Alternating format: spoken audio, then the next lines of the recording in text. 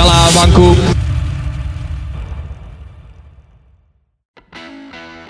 Pelatih timnas Irak Jesus Casas dikabarkan akan memilih merotasi pemain saat bertemu dengan timnas Indonesia dan juga Vietnam di dua laga pamungkas grup F kualifikasi Piala Dunia 2026 zona Asia.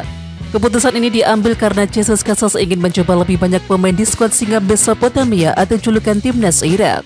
Jesus Casas ingin mencoba lebih banyak pemain, tentunya dengan memberikan mereka kesempatan menunjukkan kemampuan terbaik mereka, tulis laporan media Irak Win-Win. Meski melakukan rotasi pemain, bukan berarti Irak tidak membidik kemenangan. Tim yang sempat mengalahkan Jepang di Piala Asia 2023 ini tetap menargetkan kemenangan atas timnas Indonesia dan juga Vietnam.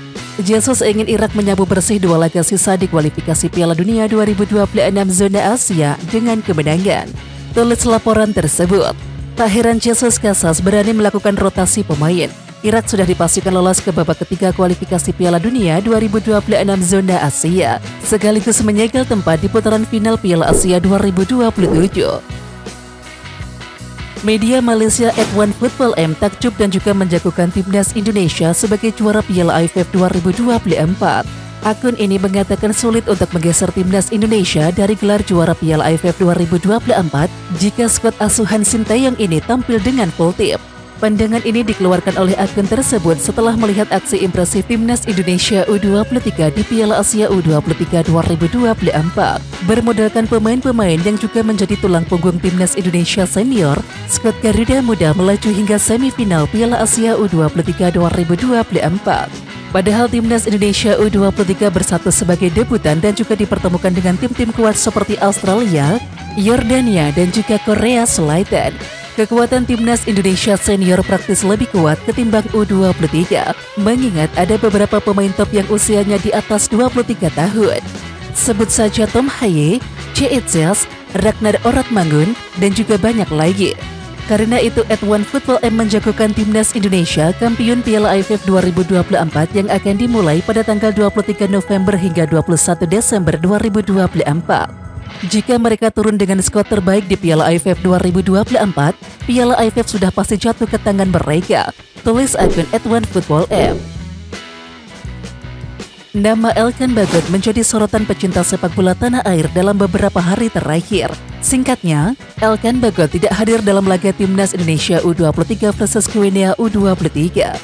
Semalam, Elkan Bagot membuat postingan yang menghebohkan di akun media sosial Instagramnya, yakni @elkanbagot. Ia terciduk bersama sang kekasih tengah berlibur di salah satu negara Asia Selatan yang dikenal memiliki pantai indah yakni Maladewa. Sementara itu, pengamat sepak bola tanah air yakni Roni Pangemanan pun angkat suara soal polemik Elkan Bagot.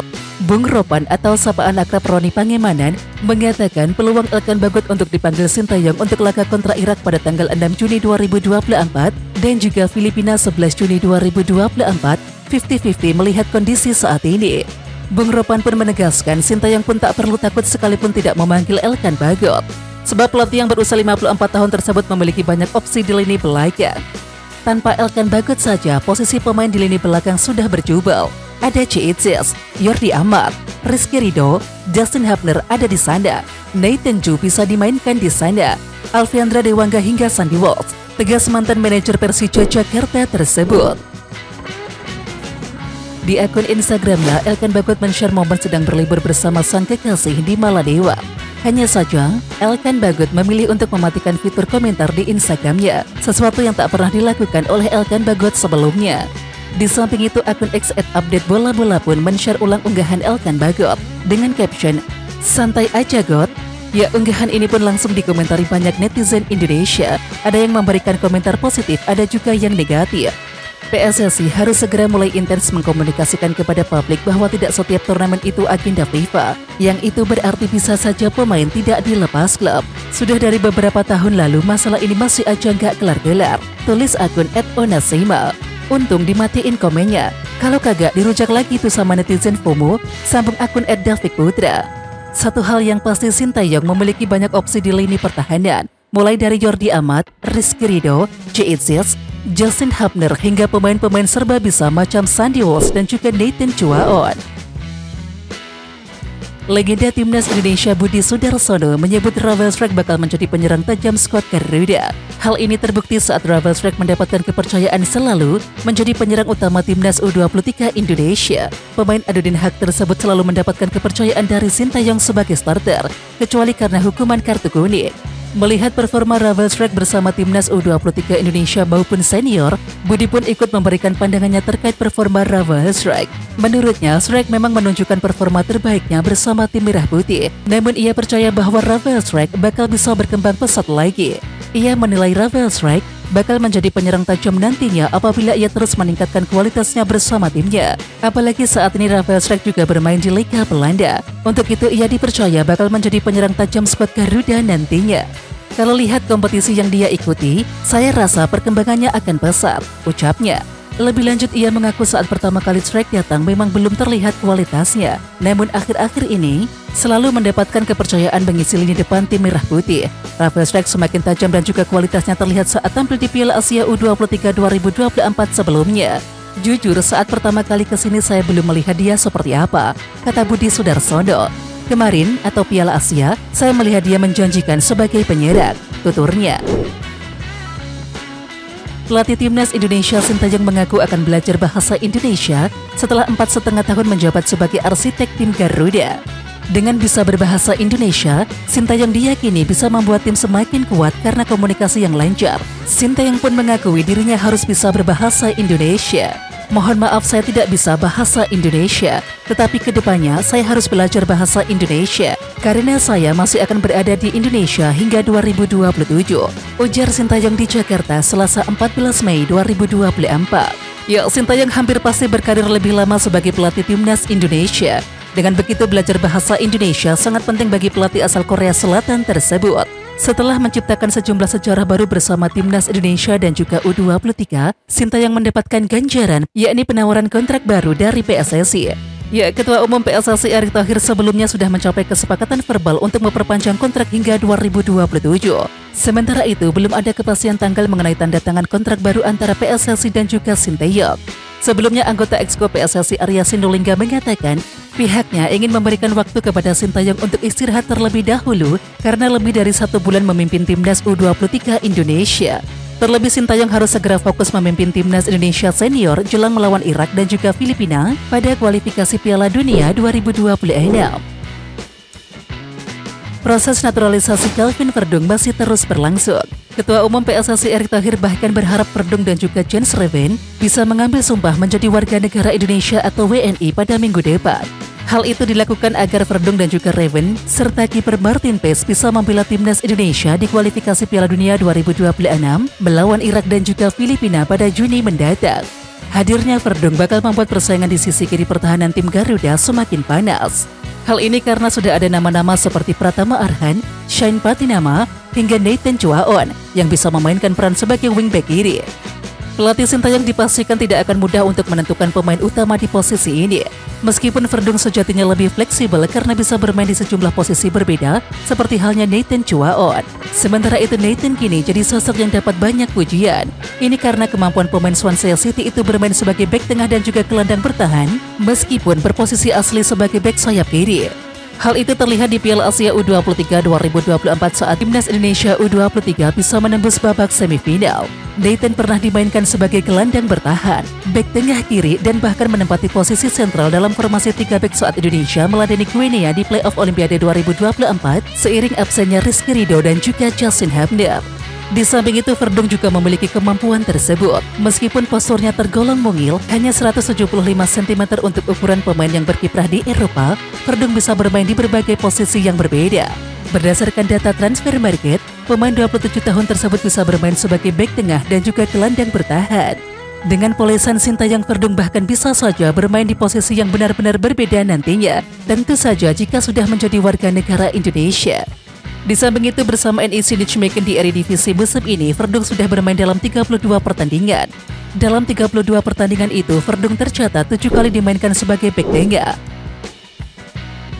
Timnas Indonesia akan menjamu Irak di Stadion Utama Gelora Bung Karno atau SUGBK Senayan, Jakarta pada pertandingan kualifikasi Piala Dunia 2026 6 Juni mendatang. Dan Sintayong meminta supporter Indonesia bisa hadir lebih banyak di GBK. Oleh karena itu kepada para supporter mohon dukungannya lagi. Kami mohon dukungannya lebih banyak lagi demi sepak bola Indonesia. Ucap Sintayong, sumber Instagram Timnas Indonesia, Senin 13 Mei. Jika kalian memberikan dukungan, para pemain akan semakin melakukan yang terbaik di lapangan, kata Sintayong menambahkan. Sintayong mengakui dukungan supporter Indonesia memberikan kontribusi besar bagi kesuksesan Timnas Indonesia U23 di Piala Asia U23 2024. Indonesia pun berhasil melampaui target, yaitu lolos ke semifinal dan akhirnya finish di peringkat keempat. Kini menjelang pertandingan kualifikasi Piala Dunia 2026, Sintayong meminta supaya supporter Indonesia bisa hadir lebih banyak lagi di GBK. Pada kesempatan kemarin di Piala Asia U23, segala pencapaian kemarin berhasil didapatkan tak lepas dari peran para pendukung, kata Sintayong. Jadi saya harap dukungan yang lebih banyak lagi. Jangan lelah mendukung kami, mendukung timnas. Terima kasih, ucap Sintayong menambahkan. Setelah melawan Irak pada tanggal 6 Juni mendatang, selanjutnya Indonesia akan menjamu Filipina di Stadion GBK pada tanggal 11 Juni nanti. Jika mampu menyapu bersih 2 laga dengan kemenangan, maka Indonesia akan lolos ke putaran ketiga kualifikasi Piala Dunia 2026. Pelatih Timnas Indonesia Sintayong mengaku tidak akan berhenti berjuang demi Merah Putih. Usai gagal melaju ke Olimpiade Paris 2024, Sintayong bertekad untuk membawa Indonesia lolos ke putaran ketiga kualifikasi Piala Dunia 2026. Sayang sekali pada akhirnya kami gagal melangkah ke Olimpiade. Saya, masyarakat Indonesia, pendukung timnas dan juga para pemain, lalu PSSI dan Pak Erick Thohir, semuanya pasti sangat kecewa, ucap Sintayong. Tapi kami tidak akan berhenti. Selanjutnya ada kesempatan ke Piala Dunia. Saya akan menyiapkan tim sebaik mungkin untuk pertandingan selanjutnya. Agar kita bisa lolos ke babak ketiga, saya akan mengusahakannya, ucap Sintayong. Sementara itu Indonesia kini berada di peringkat kedua grup F dengan mengemas 7 poin dari 4 pertandingan yang telah dijalani. Sementara posisi puncak grup F ditempati oleh Irak dengan mengemas 12 poin dari 4 pertandingan. Kemudian di peringkat ketiga ditempati oleh Vietnam dengan 3 poin, lalu Filipina di posisi keempat dengan mengemas 1 poin. Banyak netizen yang gembar-gembor mengharapkan Cyrus Margono menjadi warga negara Indonesia. Dan pada akhirnya kiper yang bermain di Panathinaikos klub Yunani itu jadi warga negara Indonesia. Tapi ceritanya memang beda dengan Martin Paes yang juga telah menjadi warga negara Indonesia. Jika Martin Paes langsung dihubungkan dengan potensi debut bersama Timnas Indonesia kala melawan Irak, ternyata tak begitu dengan Cyrus Margono. Bahkan nama Cyrus Margono pun tak masuk skuad Indonesia di Piala Asia U23. Di sisi lain, pelatih Sintayong mengaku belum pernah melihat aksi Cyrus Margono sehingga tak masuk skuad Garuda. Dan pernyataan Sintayong itu pun jadi penanda awal bahwa Cyrus Margono bakal tak mudah untuk masuk skuad Garuda. Apalagi Cyrus juga bukan permintaan Sintayong. Nah, di tengah hingar-bingar timnas saat ini yang jelang lawan Irak, sepertinya Cyrus Margono juga belum mendapatkan atensi. Jika melihat bagaimana dia dengan keinginan sendiri untuk menjadi warga negara Indonesia, tentu patut untuk dihargai. Artinya, dia ada niat untuk jadi WNI, sekalipun belum ada jaminan masuk skuad timnas Indonesia. Beda ceritanya dengan Martin Paes dan juga pemain keturunan lainnya. Tentu dengan niat Cyrus seperti itu sangat disayangkan jika dia tak masuk timnas. Sangat disayangkan jika dia tidak dapat kesempatan untuk masuk timnas. Apalagi dia main di Yunani. Walaupun Yunani bukanlah negeri sepak bola, tapi setidaknya aroma Eropa dirasakan Cyrus. Tapi selain soal disayangkan, tentu semua kendali ada di tangan Sintayong. Jika Sintayong tak memanggil Cyrus, ya berarti Cyrus belum dibutuhkan dalam skema Sintayong. Tapi jika Cyrus diberikan kesempatan, tentu akan jadi peluang. Yakni peluang bagi Cyrus bahwa dia layak masuk timnas. Ya, kita tunggu saja bagaimana nasib Cyrus Margono selanjutnya. Timnas Indonesia akan melakoni pertandingan grup F putaran kedua kualifikasi Piala Dunia 2026 zona Asia. Dan kedua pertandingan tersebut dipastikan akan disiarkan secara langsung oleh televisi nasional. Namun demikian, masyarakat Indonesia jangan sampai terkecoh. Pasalnya ada 2 saluran televisi nasional yang akan menyiarkan pertandingan tersebut. Untuk laga Timnas Indonesia versus Irak, pertandingan akan digelar pukul 19.00 waktu Indonesia Barat dan akan disiarkan secara langsung oleh RCTI. Ini menjadi pertandingan terakhir bagi RCTI untuk menyiarkan laga Timnas Indonesia. Seperti yang diketahui dalam 2 tahun terakhir MNC Group menyiarkan pertandingan Timnas Indonesia karena bekerja sama dengan PSSI. Tampaknya kerjasama itu akan segera berakhir usai Timnas Indonesia melawan Irak. Kemudian sebagai penggantinya, pertandingan Timnas Indonesia untuk 2 tahun ke depan akan dipegang oleh MT Group. MT Group sudah mengonfirmasi bahwa pertandingan Timnas Indonesia versus Filipina akan disiarkan langsung oleh Indosiar, yakni pada pukul 19.00 waktu Indonesia Barat. Jadi, untuk masyarakat Indonesia jangan sampai terkecoh. Laga Timnas Indonesia versus Irak live di RCTI, lalu pertandingan Timnas Indonesia versus Filipina live di Indosiar. Jurnalis asal Inggris yakni Shamsi mengatakan gelandang Crystal Palace yakni Jairo Ridderwock serta Michael Olise mengadakan pertemuan dengan pelatih Manchester United yakni Erik ten Hag. Pertemuan itu dilakukan di markas Crystal Palace yakni Selhurst Park setelah Manchester United dihajar tuan rumah dengan skor 0-4 pada Selasa 7 Mei 2024 dini hari waktu Indonesia Barat. Lalu, apakah ini pertanda Jairo Ridderwock serta Michael Olise gabung dengan Manchester United pada bursa transfer musim panas 2024? Ya, Shamsi tidak menjelaskan kenapa Jairo Ridderwock bertemu dengan Erik ten Hag. Namun ditengarai, pertemuan ini lebih karena hubungan baik antara keduanya. Sekedar diketahui bahwa Jairo Ridderwock dan juga Erik ten Hag sama-sama berasal dari Belanda. Keduanya bahkan hampir berkolaborasi di Ajax Amsterdam. Ketika Jairo Ridderwock memutuskan untuk meninggalkan Ajax Amsterdam untuk gabung dengan Crystal Palace, pada Agustus 2017, Erik ten Hag mendarat di Amsterdam Arena pada Desember 2017. Lalu bagaimana untuk Michael Olise? Menurut penuturan Shamsi, Michael Olise masuk dalam radar Erik ten Hag dan juga Manchester United. Tak heran winger asal Prancis itu masuk bidikan. Dalam 18 laga Liga Inggris 2023-2024 bersama Crystal Palace musim ini, Michael Olise mengemas 10 gol. 2 gol diantaranya diciptakan ketika Crystal Palace menang 4-0 atas Manchester United. Jairo Ridderwock, Miss Hilgers, Emil Audero Mulyadi, dan juga Ole Romeni apakah segera memperkuat timnas Indonesia? Ya, akun Instagram @pemainketurunan.id dan juga @halfblood_Indonesia mengeluarkan unggahan yang menarik perhatian pecinta sepak bola tanah air. Mereka menuliskan angka 44, 02 dan juga 77. Dalam caption yang dituliskan oleh akun tersebut menyebutkan angka-angka tersebut sangat menarik untuk ditunggu. Angka yang sangat bagus sekali untuk ditunggu. Tulis unggahan kolaborasi dari akun @pemainketurunan.id dan juga @halfblood_Indonesia. Sementara itu pecinta sepak bola tanah air pun melontarkan spekulasi terkait penyebutan angka tersebut.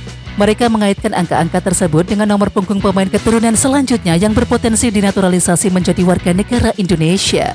44 Jairo Ridderwock, 2 Kevin Dix, 77 Ole Romeni atau Emil Audero, tulis salah satu netizen.